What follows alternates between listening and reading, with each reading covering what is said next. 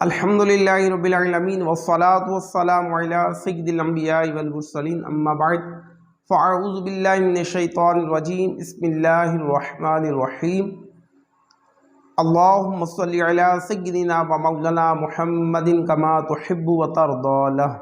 السلام علیکم ورحمۃ اللہ وبرکاتہ. الحمدللہ رب العالمین. آج کا جو ہمارا موضوع ہے وہ سجدہ تلاوت ہے. سجدہ تلاوت کیسے کیا جاتا ہے، اس کا صحیح طریقہ کیا ہے؟ جی آئیے اپنے موضوع کو لے کر آگے بڑھتے ہیں. اس سے پہلے اچھی نیتیں کر لیں، توجہ کے ساتھ سماعت بھی فرمائیں گے. جو سیکھیں گے ثواب کی نیت سے دوسروں تک بھی پہنچائیں گے. اللہ پاک مجھے آپ سب کو عمل کی توفیق عطا فرمائے، آمین بجاہ نبی الامین صلی اللہ تعالیٰ علیہ وآلہ وسلم. سجدہ تلاوت کا طریقہ. نمبر 1، اس پہ کھڑا ہونا یہ مستحب عمل ہے کہ سجدہ تلاوت کے لیے کھڑا ہوا جائے.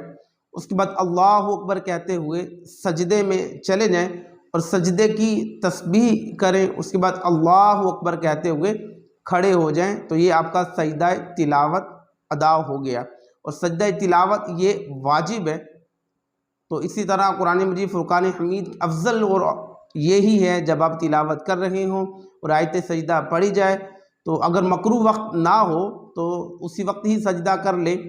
اس میں 2 مستحبات، ایک تو یہ کہ جب آپ نے کھڑے ہو کے جانا، ایک تو کھڑا ہونا مستحب ہے سجدے کے لیے، اس میں ہاتھ نہیں اٹھانے، بس اللہ اکبر کہتے ہوئے سجدے میں جانا ہے اور سجدے کی تسبیحات پڑھنی اور اللہ اکبر کہہ کے جب کھڑے ہوں دوبارہ کھڑا ہونا یہ بھی مستحب ہے.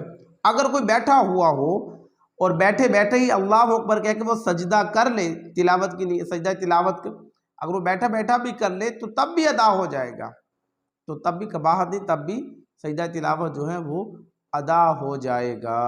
اللہ پاک مجھے اب سب کو عمل کی توفیق عطا فرمائے، آمین بجاہ نبی الکریم صلی اللہ تعالی علیہ وآلہ وسلم.